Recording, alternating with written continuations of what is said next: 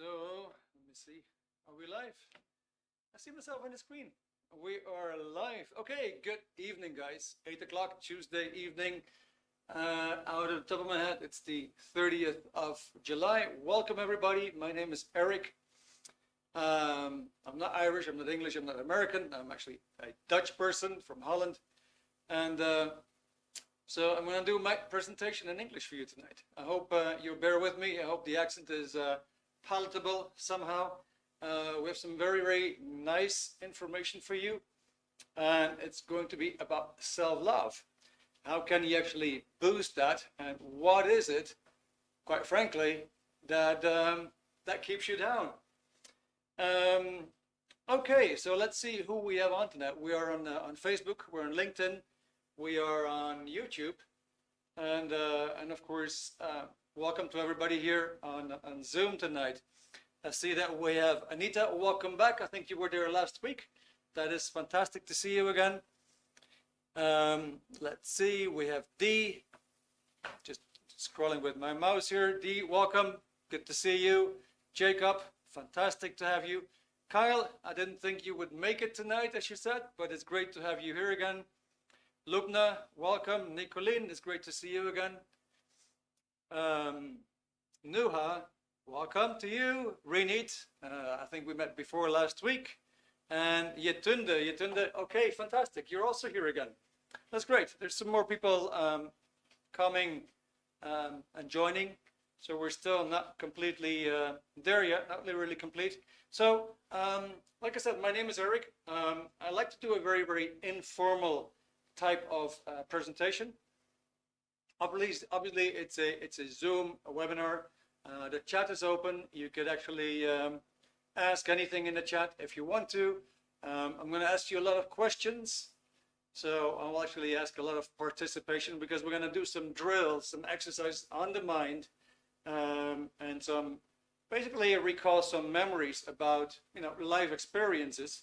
So it would be really great if you could actually share your experiences tonight in the chat. Now, like I said, my background is Dutch.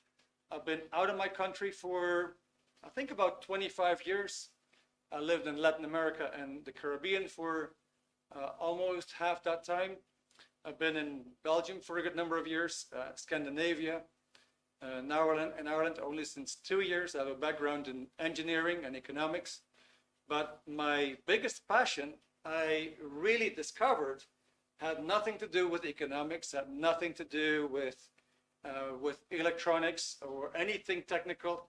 My biggest passion was simply to be with other people and to impart information and to see how we could actually help each other. And so for that reason, you end up doing webinars and seminars from time to time and one-on-one consultations. Now, having said that, maybe you want to share where you are from and why in particular did you come to this webinar about gaining self-love. I'm quite curious. Maybe you want to share this with others as well. Like I said, the chat is open. Maybe you want to share quickly, where are you from and why are you here tonight? That'll be lovely. So I'll just take a minute and wait for some answers, okay?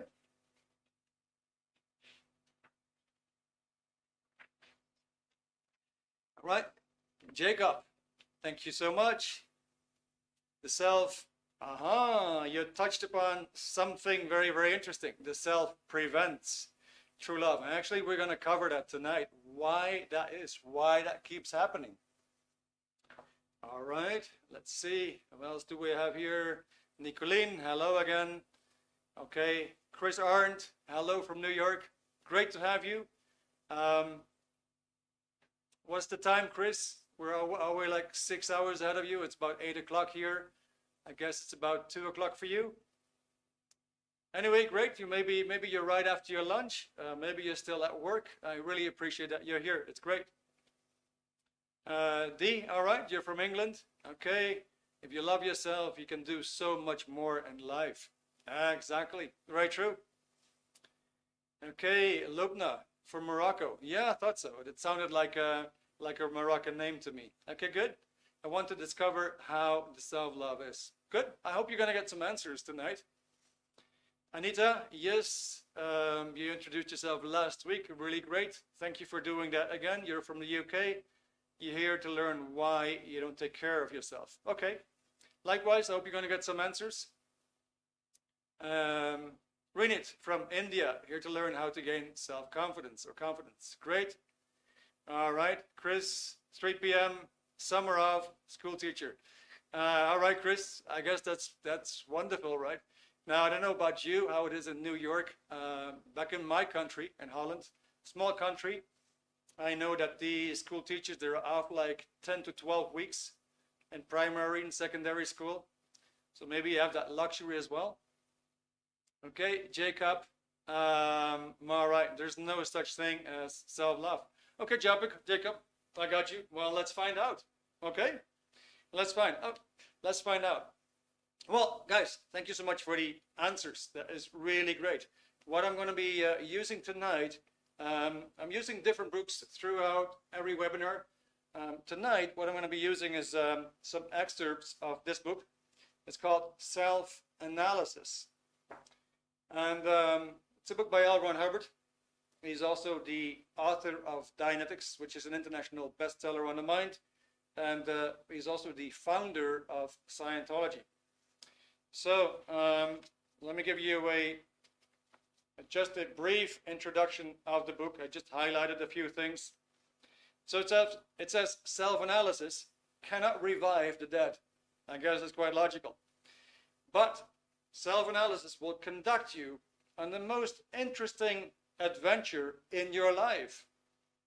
The adventure of you. How efficient are you?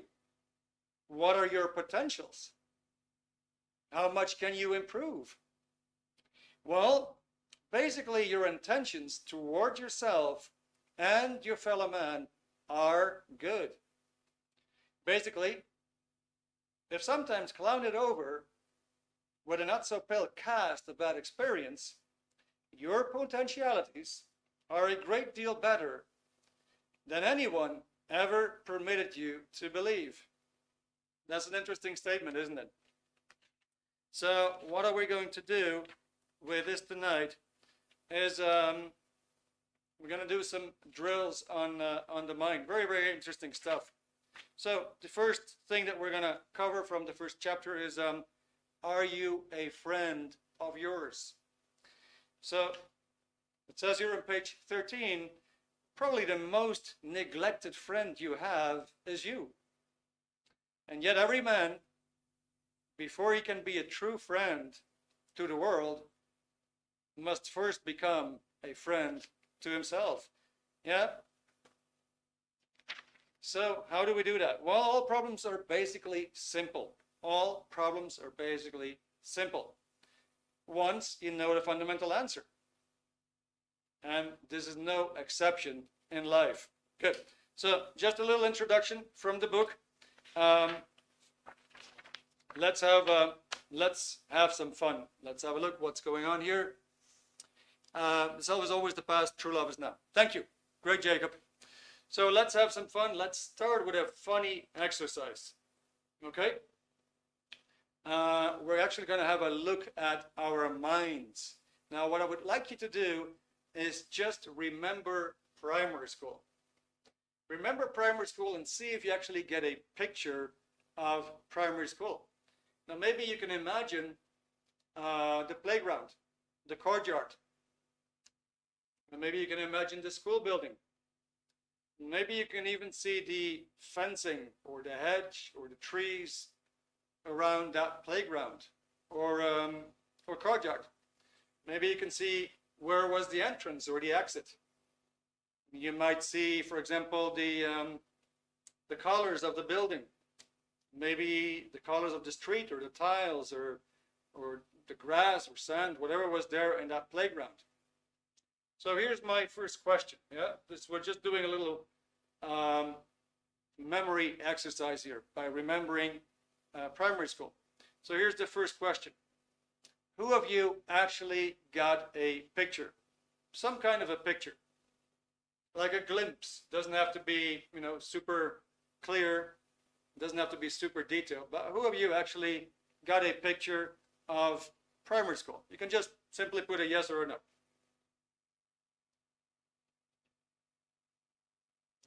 Okay, Nicolene said yes. Kyle said yes.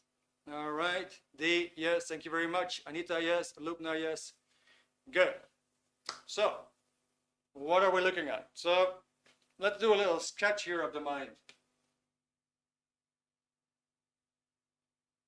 Let's say this would be your body. And your mind, as you can see, your mind makes pictures.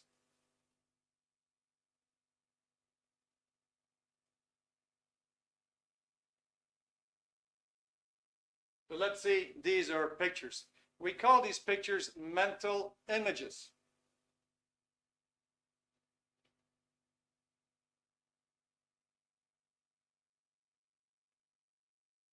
So why are they mental? Well, they're mental because they're not physical.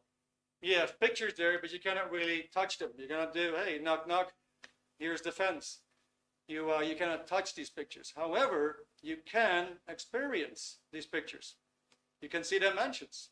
You can see colors, right? You can see objects.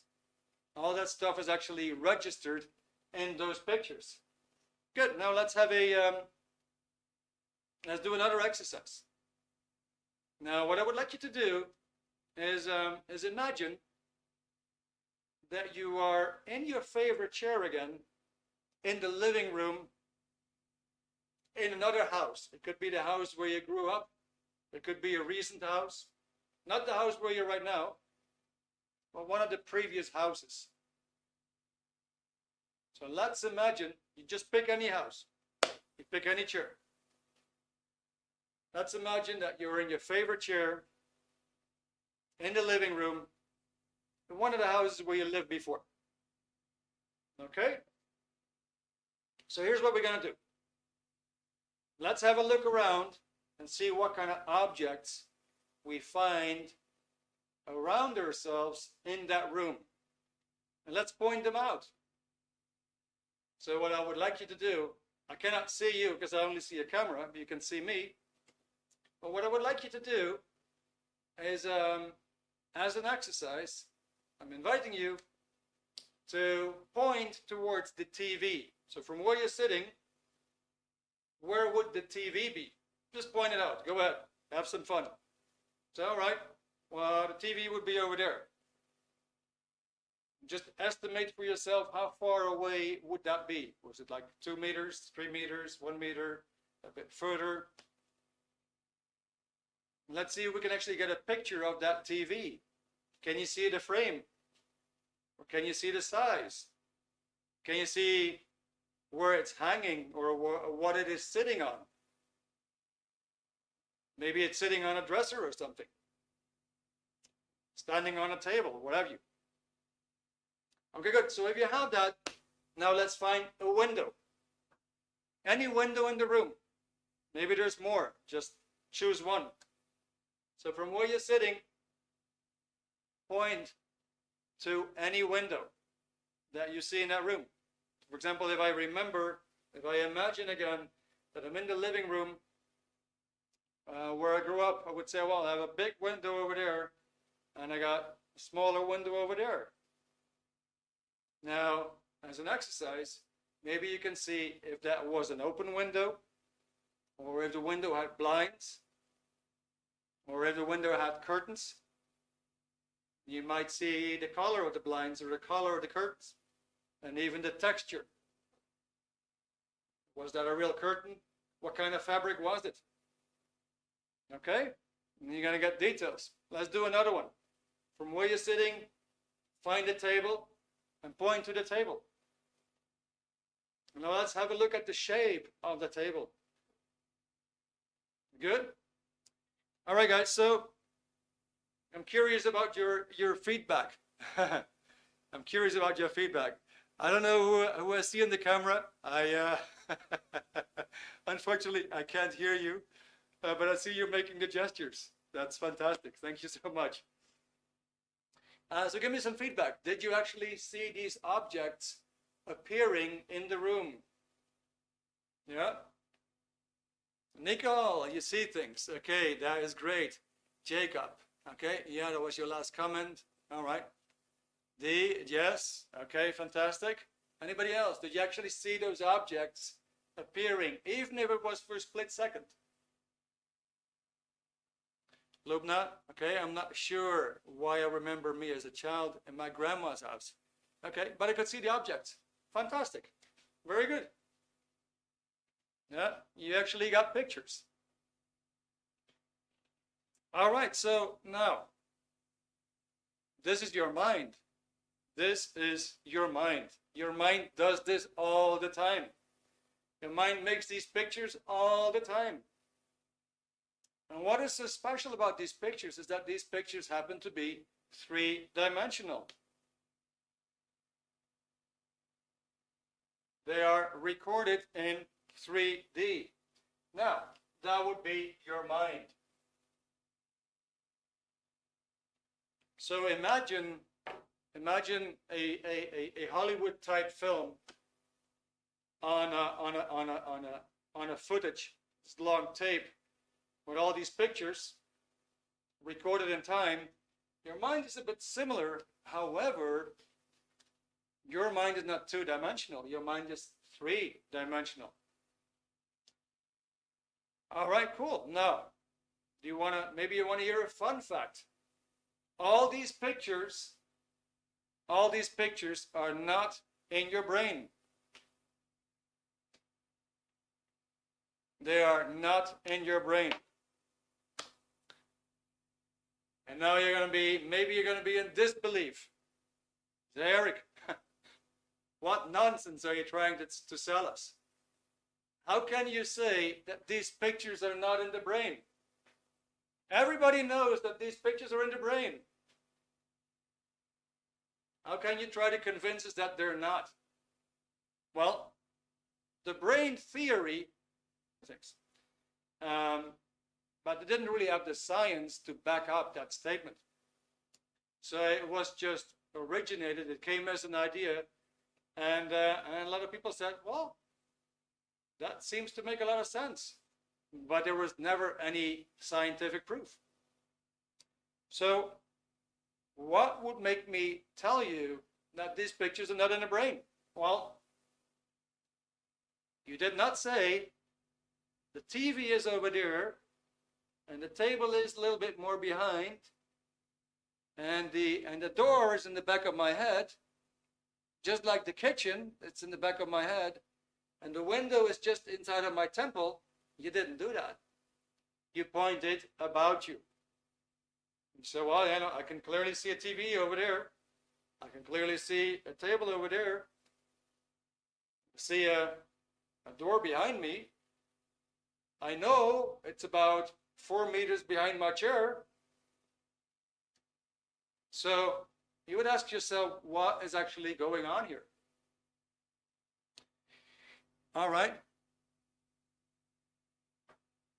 Now, so if we have a body, if we have a mind, I could actually ask you who or what is looking at these pictures. So maybe you want to answer me that. Who or what is looking at these pictures? And I'm very curious about your answers. What do you think is actually looking at these pictures? What do you think? The chat is open. Just pop in whatever you want to pop in. Nicolene, it's yourself. All right. I like the answer. Kyle, us, ourselves. Okay. Let me have a sip of tea, guys.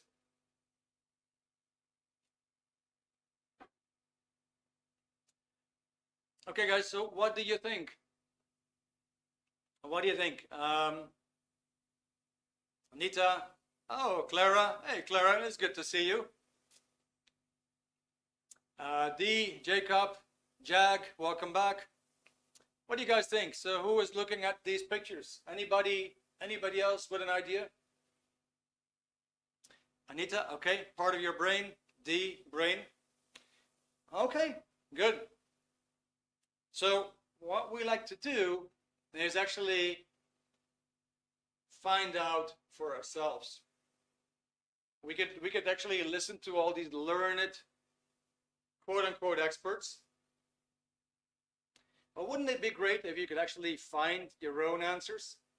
That'd be fantastic, right? So let's just call it you for now.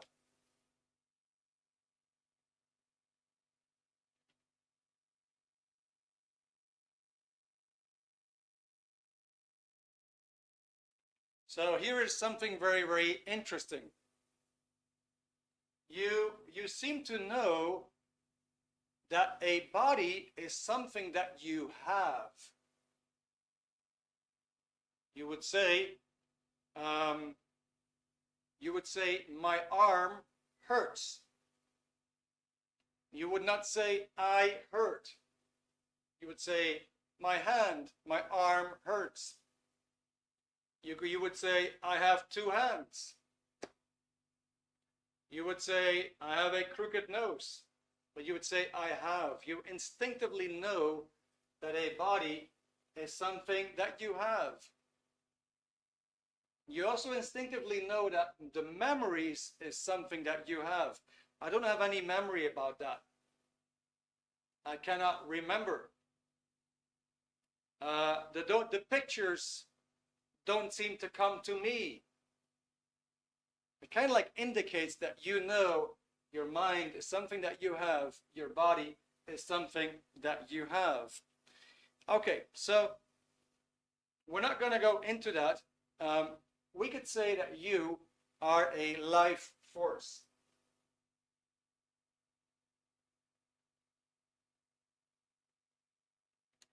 And maybe at some point you had the idea that you could be more. You could do more. Maybe you had the idea you had much more potential. That you somehow could achieve way more in life. And at the same time, something was holding you back. Something kept you back. Something kept you from really being the true you. Now, it's true. You have a lot of potential. It's also true you're not using all of that. As a matter of fact, Einstein once said that we probably use only 10% of our potential. Now, if that's true, what happened to the other 90%? Okay? So, let's go back to these pictures. Yeah, we looked at primary school. We looked at being in the living room again. So here's my next question. Here's my next question. You looked at some pictures. Now, did it cause any discomfort? Did it cause any nervousness? Did it cause anything unwanted, unpleasant, looking at your mind, looking at your pictures? Was that in some way uncomfortable? Please pop that in the chat. If it was, yes. If it wasn't, no. Very simple, very easy. D, thank you very much. So it was no for you. I got that. Nicolene, concentration. Okay, very good. Anita, no. Thank you.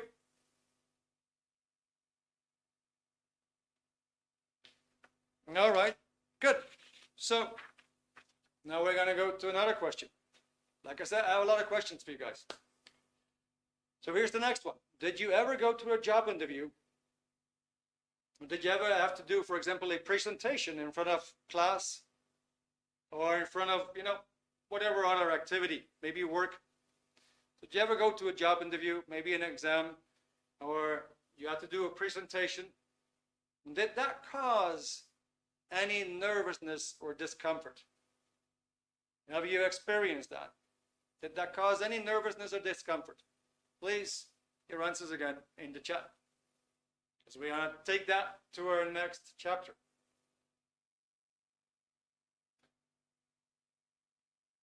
Okay, Anita, yes. Thank you very much. Nicolene, yes. Lubna, always. All right. D, of course. Erik, what do you think? Of course. Thank you, D. Kyle, yes. All right. Good. So the next question is very critical. did you want to feel uncomfortable and stressed? So if you did you want to feel that way? That is the next question. So actually, if you did feel uncomfortable, if you did feel stressed during that exam or during that, let's say, job interview or stand-up talk in front of a group of people, did you actually want to feel stressed? Surely not. No. No, of course. Okay. Good. So, what can we conclude? There is something there that seems to be controlling you. There is something there that causes that stress. All right, so how does that manifest? How does that manifest? It does a number of very, very funny things. If you've ever done one of these things, like an exam, a job interview, a stand-up talk, you probably have some reality on it. What happens? Let's say you have to talk in front of a group of people. What happens? All of a sudden, that stress here, it makes your body feel very weak. It controls your body. All of a sudden, your legs might feel like spaghetti. Yeah, you feel like you have no strength in your legs, and then you might become very, very nervous. And maybe you want to read from a paper, but you cannot keep the paper still. You cannot control your arm.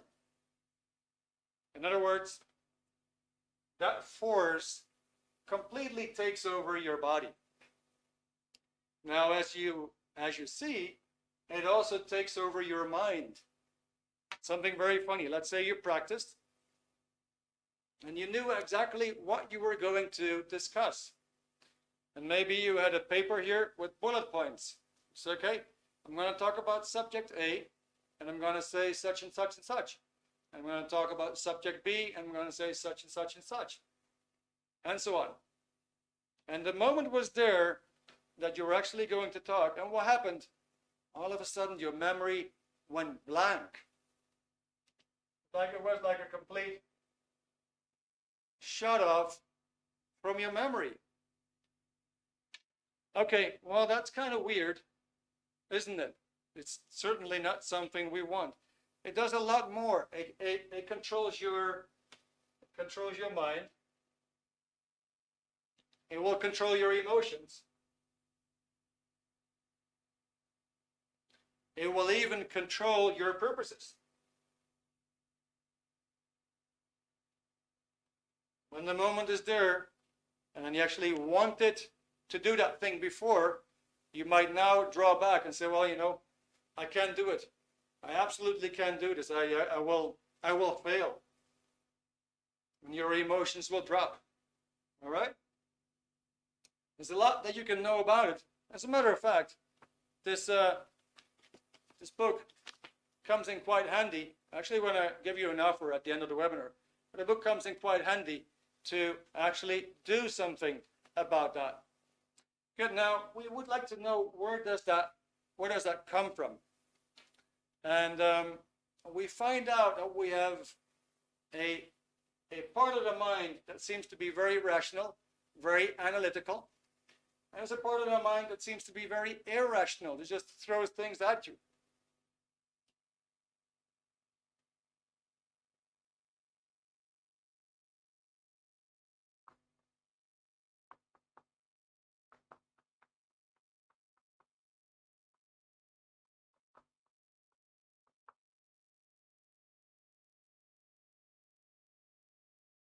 That's a sum symbol.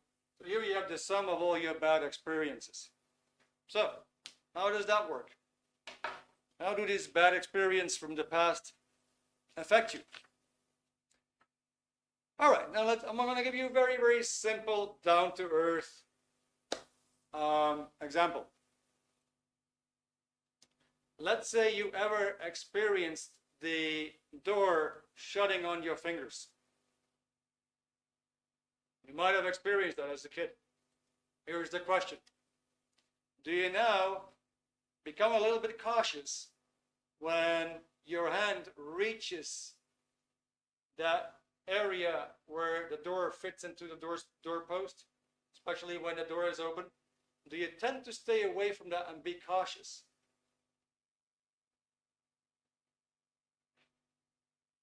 Okay, Anita, definitely. All right. There's something there that seems to steer you away into, well, definitely not going there, right? Or let's say, let me give you another example. Let's say you ate some tainted food. You ate some tainted food in the past. What happened later on when you were presented that same food again? Did you eagerly want to eat it again?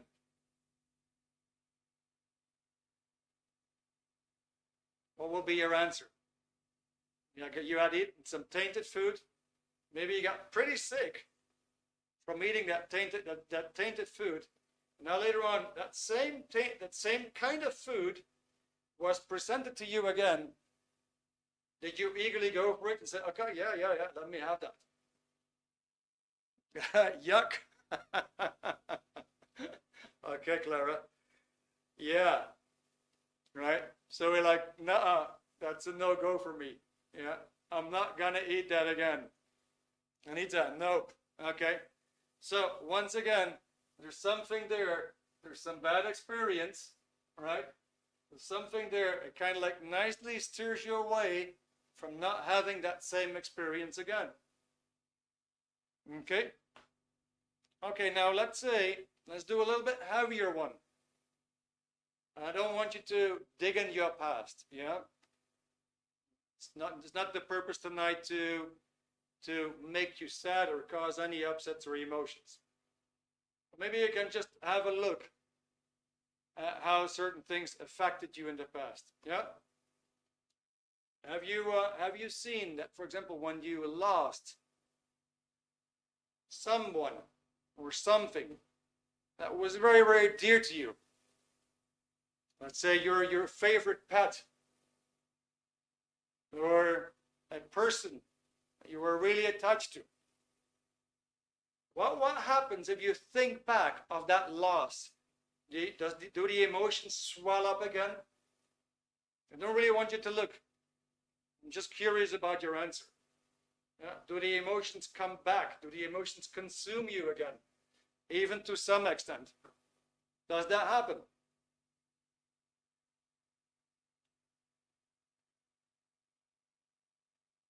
Okay, Nicolene, thank you for your answer. I feel sorrow sometimes. Clara, yes, okay. Jacob, emotions prevent true feeling. Very good. All right, so there is a portion of the mind that stores all these bad experiences. Now, what we have just covered are basically experiences that you have sort of experienced while you were conscious. And while you were conscious, it caused a lot of pain. You went partially unconscious, or you became less conscious. And then later on, it starts to control you. You don't want it, but you can't shake it. It starts to control you anyway. However, maybe sometimes you feel that you're really making a mountain out of a molehill. What you're like, wow, why did I have to make this so big? Why does this whole thing have to snowball in something completely out of proportion? That is because there's a lot of incidents there that have a lot of pain, a lot of negativity in them. Let's say these incidents that we just discussed, like eating something tainted, having the door shut on your fingers, or having a loss, yeah, they can be traumatic, don't have to be. What about a moment where you were fully unconscious? Let's say an operation. with full anesthesia. Let's say even being in your mom's belly. Well, there's a lot to know about that and actually how that affects you. Yeah, we're interested in the root cause of what is actually causing the stress. We're also interested in how we can actually get that eliminated altogether. Now, here's one thing there that kind of like prevents you to do something again. And in a certain way, that is pro-survival. I want to give you a few more examples. So maybe sometimes you experience doing something and then regret it. And you would say, I shouldn't have done that. I actually feel bad about it. So it could be something like, well, yeah, let's say you're telling a lie. And it kind of like seems to come as an impulse, and later on you ask yourself, where did that come from? Why did I do that? It could be, for example, that you stole something. Now it starts to gnaw on you, and you don't really know how to make it up. And of course, if we're a bit younger and we have a lot of passion, you might have slept with somebody that you didn't even love. And then the next day you woke up with a hangover and said, gosh, why did I do this? Maybe you did drugs and you regretted that. Maybe you gambled and you lost money, or maybe you simply made a promise and you didn't keep your promise. All kinds of funny things to really counter survival, so to speak, right? Now, why do I give these examples? We're living on planet Earth. We're living on planet Earth. Yeah, I don't know how to shut it down. No, it's that. So we're streaming, guys, but we have no Wi-Fi, so it's gonna go through my phone. That's why you hear the little beeps. Good. So why do I bring up these subjects? We're living on planet Earth, and you only have to watch the news for half an hour to know. It's quite a disastrous place to be, right? It seems that a lot of people have problems, and these problems come from somewhere. Now, so just telling you, nobody really is an angel here. So, just another question. Yeah, so one that you can relate to. Have you ever been dishonest to somebody? Have you ever been dishonest to somebody? Nicolene, yes. Lubna, yes. Okay. D, yeah. All right. Nicolene, very good. I don't watch the news anymore. All right. Yes. Nicolene, yes. All right. So here's the same thing again. Here's the same thing that we touched upon earlier. Did you want to be stressed, or in this case, did you want to be dishonest? Yeah. So if you have ever been dishonest, did you really want to be dishonest? Did you choose to be dishonest?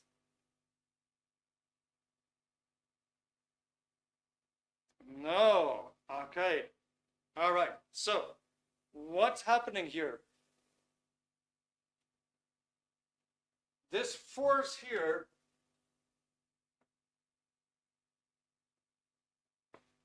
let's call it a force. It impulses you to do something that really goes against you. It goes against your mores. It goes against your values. It goes against your integrity. And it goes against, quite frankly, it goes against your survival.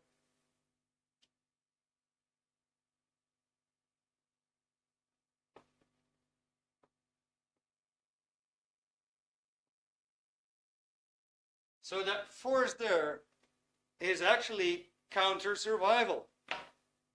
Like, let's say you ate a tainted apple, and apples are good for you. Now you had an apple that had worms. And maybe after that, you have that thought constantly about finding a worm again in an apple, you would never touch an apple again. Because, hey, that's not logical. Like, this one apple does not equal another 1,000 apples that I'm going to eat in my life. All these 1,000 apples are not the same as that apple. So there's something there that goes directly against your survival. You sleep with a person, you're not even in love with that person.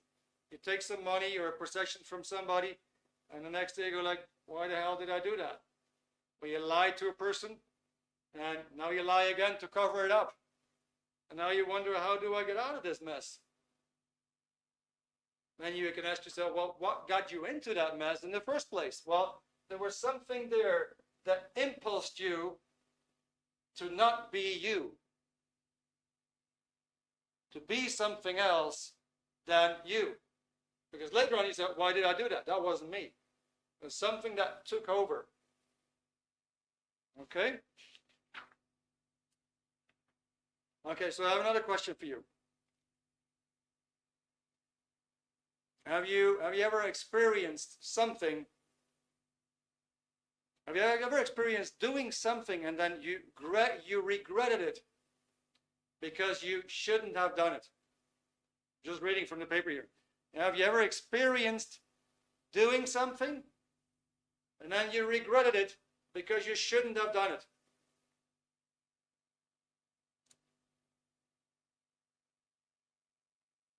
Yeah, all right.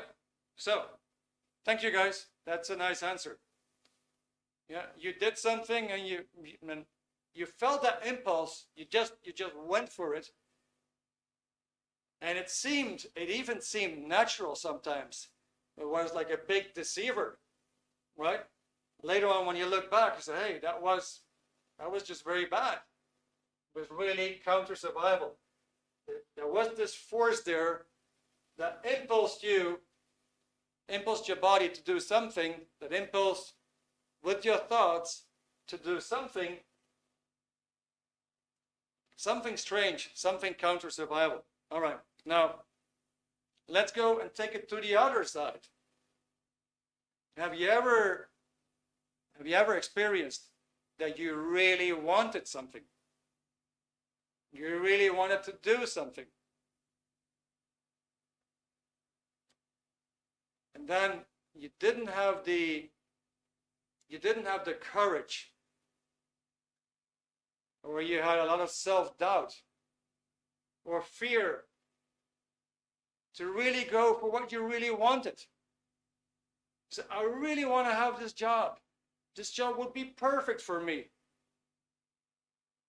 And then you were too afraid to have the conversation with the HR manager. Or you were not yourself. You were not calm. You were super nervous. Or there was something there that you thought, I would really love to do that in my life. But all you see was just bears on the road and obstacles. You said, well, I wouldn't be good at that.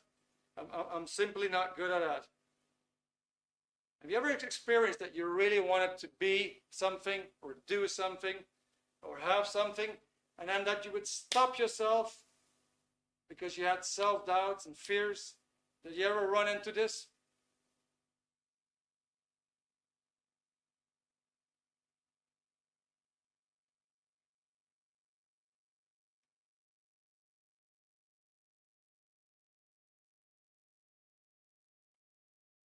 Okay.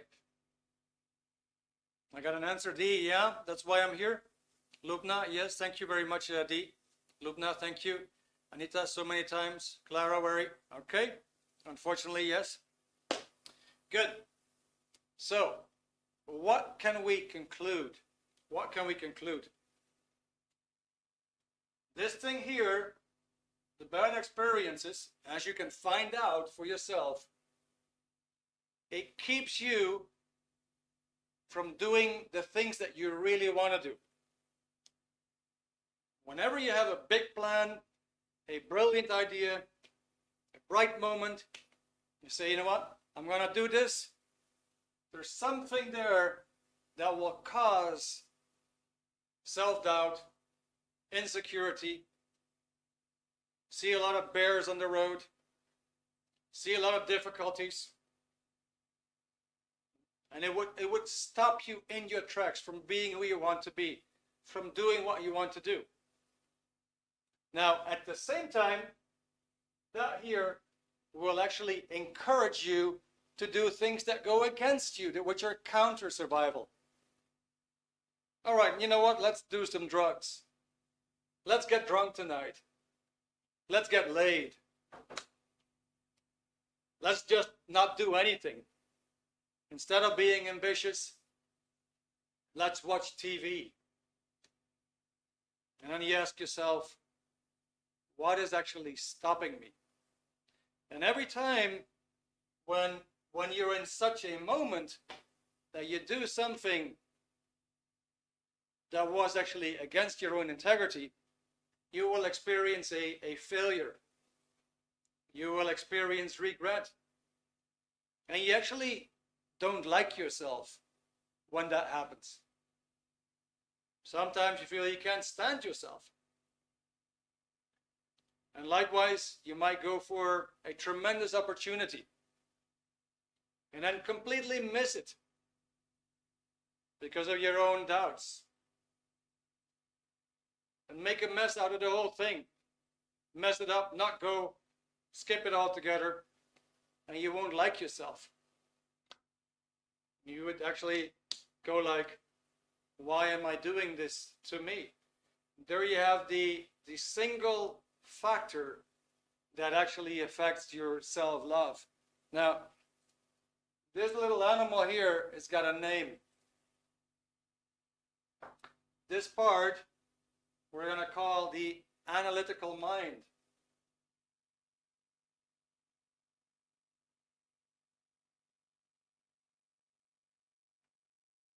It analyzes data. So, how does that work? You come home, you put your keys somewhere. You go in through the house, you go in through different rooms. A couple of hours later, you look at your watch and gosh, I just got one more hour to do my shopping. You want to go out and you're looking for your keys, and you can't seem to find them. So, gosh, what do I do with my keys? And you're not going to roam around all the rooms in the house. You're not going to find your keys in every little corner of every little room. Now you're going to use your mind. You'll go back. What did I do when I actually got back home? And you get a picture. Your mind will give you a picture where you can find your keys. Say, oh yeah, hang on. I got home and I put them at the cupboard. Your mind will tell you where to find things. That is your analytical mind. It analyzes stuff. There's another mind which has a bit different name.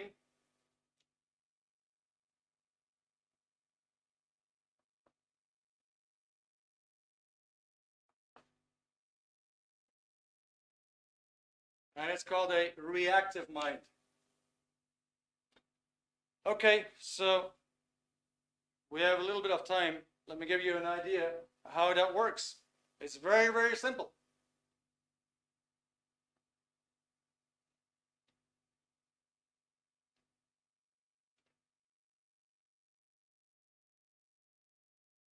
So let's say we had a bad experience with a dog.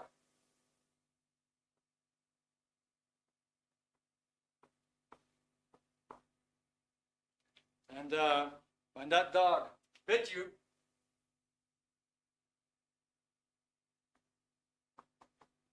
and it was very painful. Now these moments can also be unconscious. And the more unconscious a person is, the stronger the force will be that controls the person. Okay, we'll just take a simple example. Let's say that same person here sees a very, very similar dog.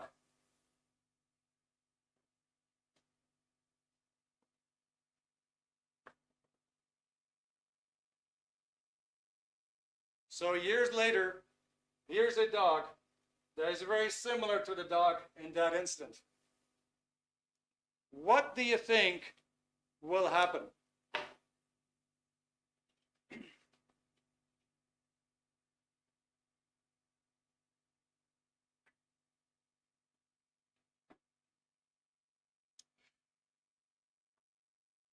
The chat is open, guys. What do you think will happen? Here's a bad experience, a painful experience. The person gets bitten by a dog. A couple of years later, sees the same dog, a very similar dog, again. What is going to happen? Nicolene, you get afraid, all right? They will recollect the painful past and be extra cautious, alert. Clarawari, okay, re-stimulation of a painful incident. Lubna, you will feel the same feeling as the first time. You nailed it, Lubna. You nailed it. That is exactly what is going to happen. So what does he do? He's actually taking this moment here and projects it there.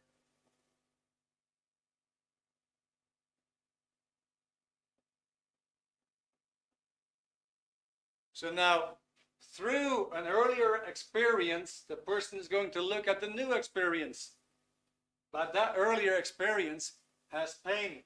So when he's looking at this at the same time, that thing is going to reactivate that thing here, and now he's under stress.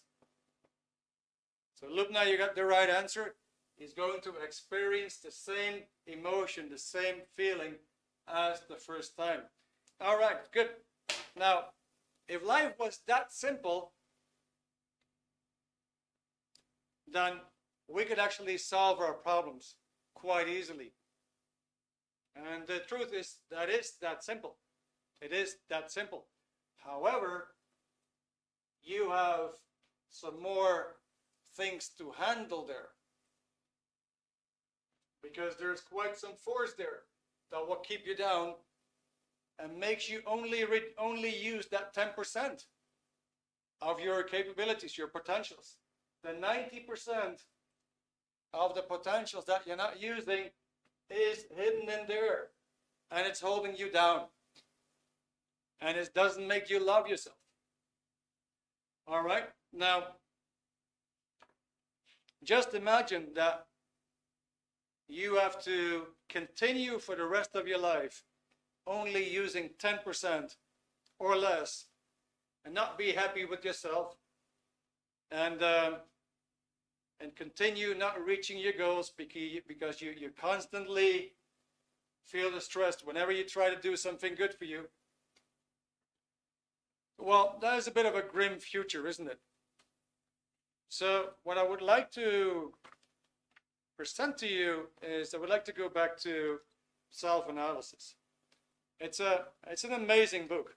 It actually has procedures, things that you can do for yourself to reduce the negativity in yourself. It actually works by testing, IQ testing, personality testing. You could actually prove that if a person works with the procedures in the book, that he's actually going to go up in IQ and in self-confidence and happiness, and also becomes more competent. Now, the book has tests where you can actually test yourself to see where you are and also to monitor your own progress. And it's not something that that will wear you out, because it actually has very simple processes that you could do roughly, let's say, 15 minutes a day. That makes it quite easy to do. And within a week, 2 weeks, you will actually already start to see improvements. You probably feel more lighter. You probably feel a bit more cheerful. Yeah, a lot of stuff that can actually happen. So let me just give you a few examples of what you can actually find in the book. Now, maybe you want to know what are your true potentials? And you'll find it on page 5. Maybe you want to know what is, let me see, what is the common goal that all of us have, all life forms? What is the common goal all life forms have in common? Now you'll find on page 14. What can you expect when your mind is in an excellent condition? You'll find it on page 36. Now, what would happen if one erases all that stuff, the pain, the losses, the upsets, the disagreements, if one actually erases all that stuff of a lifetime? What would happen? And you'll find it on page 47. Now, you'll also find a chapter to predict your own behavior and the behavior of somebody else. One more question. Maybe you want to know what are the ingredients of success. And you'll find out on page 122. Cool, guys. So it is very, very close to 9 o'clock. This is what I wanted to share with you tonight. I hope you liked it. My colleague is going to put a link there for the book. It's an amazing book, like I said. One of the things that you could say, this is like a manual for your mind and a manual to improve your love for yourself, to improve your love for others, to be faster in your response times, to feel happier, to feel better about you. Here you have a manual for your life and for your mind. It's a fantastic start. So the chat has the link right now. I'm just going to take another sip of tea, and then I'll be ready for some questions. In the meantime, if you want to, have a look and see if it could be something for you. It comes with free shipping in Europe.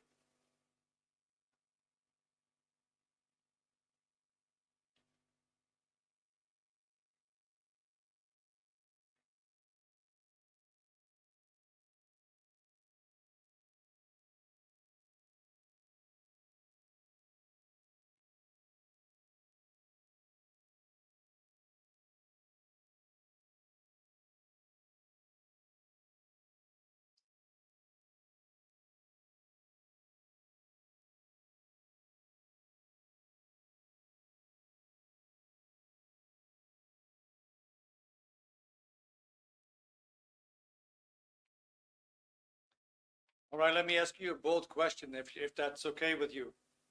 Just for the fun of it, right? Who thinks that tonight you learned more than you could have gotten out of a psychology textbook? Who thinks that tonight, with this information alone, just in 1 hour, you learn more about the mind than you could get from a psychology textbook? All right, Anita, you bought it last week? Okay. You bought a Newsnet on Life. Yeah, that's another great one. So just out of my, just my curiosity. You think that you actually learn more tonight than you got out of a psychology textbook? Okay, D, I think so. Great. That's fantastic. Anita, I believe I did. Okay, that's amazing. Good. Well, that's the great thing. That's the great thing, guys. This person did an amazing amount of research in the field of the mind, the field of life. The data is just it'll blow you away. You actually get a manual for your life, and it's kind of interesting. You can read a couple of his books and have a talk with a psychologist who went to study perhaps for 4 years or longer. you find out you actually know more. It's sometimes quite a surprise. But apart from that, maybe knowing more, that's already great. But how about having something practical that you can do to help yourself and even help others? Maybe you have a child that you want to help. Maybe you have a husband or a wife or a girlfriend, a friend that you want to help. There's actually processes in the book that you can give to somebody else and help that other person feel good about himself. So it handles both the good things about you and also handles the bad impulses to reduce them in power so they don't affect you so much. Yeah? Good. Final question. It's 9 o'clock. Anybody here, any questions? The offer is on the whole night, 17 euros, including shipping. It's almost like going and buying a hamburger meal in terms of price. Does anybody have any questions?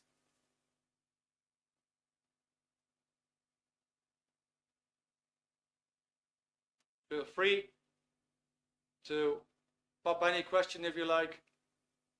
You guys have been amazing. You guys have been fantastic with your answers. The participation was absolutely great. Loved it. I hope you had fun. I did. All right, Nicolene. Okay, good. So you had a bad connection. Sorry to hear that. Lubna, thank you for everything. Okay, you're most welcome.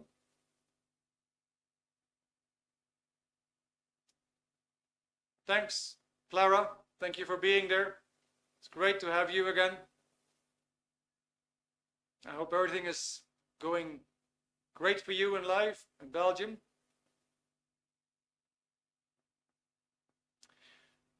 All right, guys. So, Dieter, do you have my telephone number by any chance? So I'm going to do one last thing. Dita, my colleague, she's gonna put my WhatsApp number in the chat, just in case that you do have a question. Maybe you don't want to put it in the chat right now. Maybe you have a more personal question. I'll be very, very happy to hear from you. I'll be very happy to share the information with you if I can answer your question. Yeah, but my number is coming up right now, and so feel free to text me. I always make some time to reach out to people and answer any question. Feel free to text me. I'll be happy, very happy to hear from you. Okay, Anita, found the session very, very useful. So thank you. I'm sure I'll be back, as Arnie would say. Okay, guys, so I'm going to end up here. Once again, you've been great. I actually loved to have you tonight. Your comments were great. Your participation was great. Follow us on Eventbrite or Meetup, and then hopefully we'll meet again next week or another week on a Tuesday evening. For now, I wish you all the best. Have a great rest of your evening, and hope to see you again.